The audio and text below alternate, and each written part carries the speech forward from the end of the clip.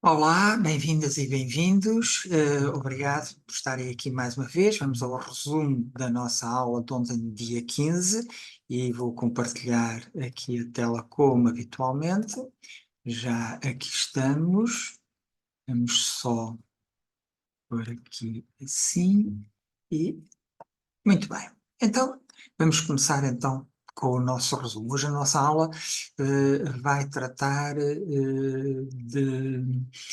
das pessoas que não funcionam muito bem na companhia de outros. Ora, na aula passada nós tínhamos dito que a psicologia evolucionista declarava que os estímulos mais naturais que nós temos à nossa disposição para promover a nossa sanidade mental são as ligações afetuosas e seguras que fazemos uns com os outros. Afetuosas e segurança. Portanto, dar sempre a parte do afeto, a parte emocional e a parte da segurança são as duas componentes fundamentais. Bom, o que acontece é que muitas vezes, por algumas pessoas, a companhia de pessoas que promovem bons relacionamentos, essa companhia não funciona muito bem. Não funciona muito bem. E vamos ver o que é que se passa com estas pessoas que preferem normalmente a solidão ou o afastamento, dado que sentem sempre num estado de alarme, de tensão, ao pé de quaisquer outras pessoas. E porquê é que isto acontece? Bom, nós sabemos que o cérebro foi construído pela evolução de forma a nos defender e a proteger de perigos, de ameaças, etc. Ele faz isso logo quando se começa a formar, ainda até antes do bebê nascer. E uma das maneiras que ele tem de nos proteger é fazer associações entre eventos traumáticos, eventos que foram impactantes na nossa saúde física e mental, eventos ameaçadores, perigosos, esses eventos com todas as suas componentes, a imagem, som, cheiro, etc., sensações, e a necessidade que foi sentida na altura pelo organismo de ativar uma resposta extrema de sobrevivência. Portanto, o cérebro faz a associação entre estas duas coisas e registas.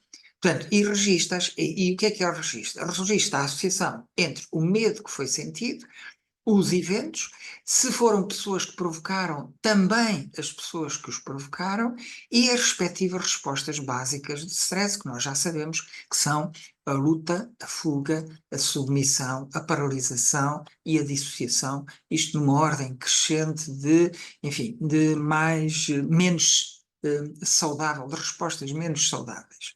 Não quer dizer que, por exemplo, a dissociação seja doentia, não é. Dissociação, algumas vezes, em algumas situações, é até bastante positiva, quando nós nos isolamos mentalmente do mundo para nos concentrarmos em algo que estamos a fazer e temos, por exemplo, uma experiência de flow.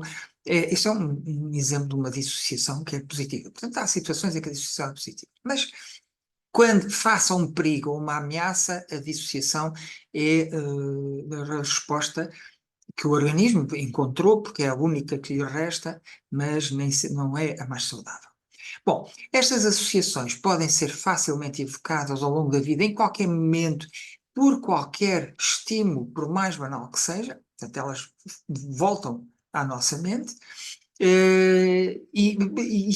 O problema, e não há problema, nós evocamos muitas memórias, mas o problema é que estas associações em particular ficam registadas na maior parte das vezes nas zonas profundas do cérebro, porque o evento negativo as ativou e porque muitas vezes elas ocorrem na infância, onde os terrores, os medos, os terrores são mais intensos. Estas zonas profundas têm algumas características muito específicas, nomeadamente não têm noção do tempo. O nosso córtex, a zona mais exterior, consegue distinguir o que é o passado, do presente, do futuro. Estas zonas antigas não. Quando se evoca uma memória registada nestas zonas antigas, parece que estamos a viver o momento. É um bocadinho a história clássica do veterano do Vietnã que houve um bater de uma porta e salta para o chão, atira-se para o chão, a pensar que é uma bomba. O cérebro deixou de perceber que há um passado e um presente e atua como se fosse tudo presente. Então não tem noção do tempo. São zonas que têm ligação a todas as outras, porque é ali que se localizam as redes regulatórias centrais do organismo, o que significa que elas têm o poder de desligar as zonas mais exteriores do nosso cérebro e funcionam normalmente fora da nossa consciência e do nosso controle. Por exemplo, basta pensar na questão da temperatura do corpo, da batida cardíaca, nós não, que são, cuja responsabilidade é dessas zonas profundas, e nós de facto não damos conta de que isso está a passar. Bom, que consequências é que estes processos, destas associações que se fazem entre os eventos traumáticos e respostas extremas de sobrevivência, como já disse, podem ser a luta, e portanto é uma delas, e pode, portanto, é através da agressão que é a agressão, a resposta extrema que é ativada, e vamos ver um bocadinho que consequências é que podem ter estes processos nas populações. E vamos ver com dados concretos. Vamos aos dados estatísticos. Em 2019 havia em Portugal 1,7 milhões de crianças menores de 18 anos. Usando percentagens dos Estados Unidos, 50% tiveram pelo menos uma experiência traumática significativa. Portanto, uma em cada duas crianças, o que corresponde a cerca de 850 mil crianças no nosso país. Só que em Portugal sabemos que as coisas não estão tão bem assim. Há estudos que mostram que 3 em cada 4 crianças são vítimas de alguma forma de violência, e a violência é um evento traumático para uma criança.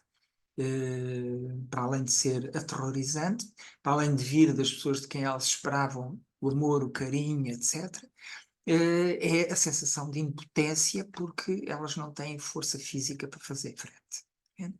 E, portanto, 3 em cada 4 corresponde a 1.275.000 crianças com experiências traumáticas no nosso país. Não é brincadeira nenhuma. Vamos aos adultos. O número de adultos é 10,4 milhões, menos o número das crianças, dá 8,7 milhões. Outra vez as estatísticas dos Estados Unidos, 60%, ou seja, 3 em cada 5, revelou que tiveram pelo menos uma adverse childhood experience, uma experiência adversa na infância, ou seja, 5,2 milhões de adultos. Ou seja, metade da população portuguesa, possivelmente, terá tido pelo menos uma destas experiências. E que experiências são estas? O que é uma experiência adversa na infância? São eventos ou situações altamente estressantes que acontecem durante a infância ou durante a adolescência. E exemplos destes acontecimentos altamente estressantes é o abuso emocional, físico ou sexual, a negligência emocional ou física. A diferença entre abuso e negligência é que abuso é ativo, a negligência é a retirada, a omissão.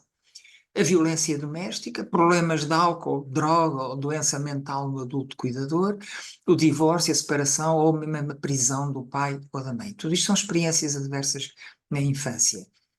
Continuando com os adultos, e continuando com as estatísticas dos Estados Unidos, 25%, 1 em cada 4 adultos, revelou ter tido 3 ou mais destas experiências adversas na infância. Caso em Portugal seriam 2,2 milhões de adultos. Portanto, metade da população portuguesa com pelo menos um, e 1/5 da população com mais do que 3 ou mais experiências adversas na infância. Um número muito significativo. E que adultos são estes? Pais, avós, outros familiares, professores, treinadores, etc. Estou aqui a referir os adultos que estão em contacto direto com as crianças. E estes adultos contribuem para a transmissão transgeracional do trauma. O trauma passa dos adultos para as crianças e mantém-se vivo e a atuar.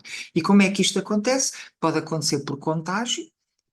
A criança que vai crescendo, por exemplo, com um adulto que tem pavor de cães, interioriza que os cães não são de confiar, que são perigosos.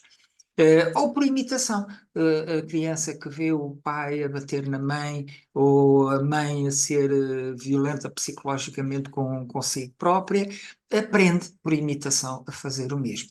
E o que é que acontece em Portugal? Saiu agora, há coisa de uma semana, 7 detidos por dia presos, ok? Presos, não é queixas. 7 detidos por dia em 2023 por violência doméstica, só violência doméstica. Foram 30.323 crimes de violência doméstica, 2.558 adultos detidos pela PSP e pela GNR, e 1.296 pessoas que foram acolhidas pela Rede Nacional de Apoio a Vítimas de Violência Doméstica.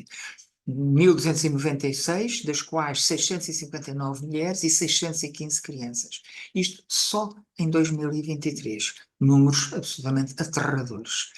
E consideremos que estes números não são um retrato da situação toda, porque temos que considerar todos os casos que não foram detectados pelas autoridades, ou que são violentos, mas que é difícil demonstrar que são crimes, ou que a sociedade considera normais, como, por exemplo, as palmadas nas crianças.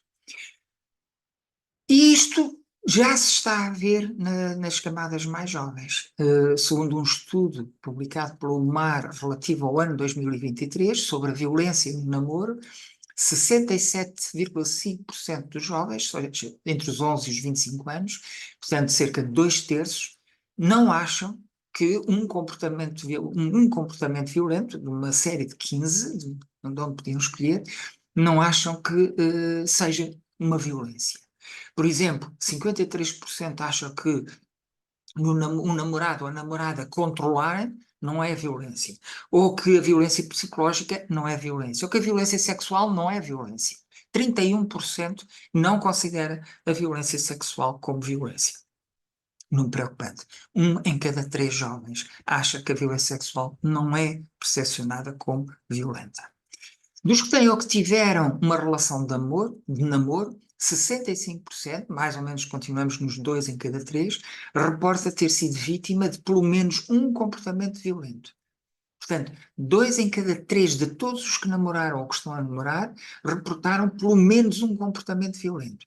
E esse comportamento violento normalmente cai nas 2 primeiras categorias, a de controle e a da violência psicológica. Isto tudo, adultos, jovens, crianças, portanto, quer sejam as vítimas, quer sejam os agressores, a terem comportamentos não normais, desviantes, agressivos e até mesmo antissociais. E com todos os outros, a não perceberem o que é que se passa com estas pessoas. E o que é que isto faz? Faz com que, não percebendo, leva-as a criticá-las, a condená-las, a condenarem-nas e a rejeitarem-nas, a punirem-nas, o que só agrava a situação delas, porque não serve para acalmar aquelas zonas profundas do cérebro que estão em estado de alarme, em estado de tensão, com o sistema de ameaça ativado, e que provocam as emoções negativas e os comportamentos negativos. A crítica, a condenação, a rejeição, a punição não ajuda muito a acalmar esses sistemas de stress. O que é que se passa depois em cada um de nós dos que tiveram uma experiência traumática ou uma experiência adversa na infância? O que se passa é o seguinte: uma situação qualquer no dia a dia, uma imagem, um som, um cheiro ou uma história ouvida podem ser sinais evocativos daquelas associações que falámos entre a memória e a resposta de stress. E se forem crianças pequenas, essas associações foram feitas, normalmente a emoção não é um simples medo, é mesmo terror. E, portanto, essas respostas de stress que se manifestaram durante o evento traumático concreto ficam registadas e são evocadas por esta imagem, som, cheiro ou uma história. E de seguida, o que é que pode acontecer? O que acontece normalmente é que nós aguentamos a intensidade emocional destas associações ao trauma sem atuar imediatamente, apenas por alguns segundos, antes que o cérebro inicie medidas drásticas para nos proteger dessa dor. E faz isso recorrendo a emoções profundamente desagradáveis e aos respectivos comportamentos, e daí vêm depois os comportamentos agressivos, violentos, etc. O que é que nós podemos fazer, tanto em relação a nós próprios, como em relação àqueles a quem vemos esses comportamentos? Compreendermos o que está por detrás dessas reações. Isso cria-nos alguma distância e perceber o mecanismo, aquilo que eu tenho estado a explicar nesta aula, ajuda-nos a criar alguma distância. E depois ajudarmos as pessoas a conterem-nos, não obrigá-las e não a tentarem eliminar, porque isso não somos nós que vamos conseguir isso. Ajudar sim, e para elas poderem conter. E isso faz-se acalmando esses sistemas de stress.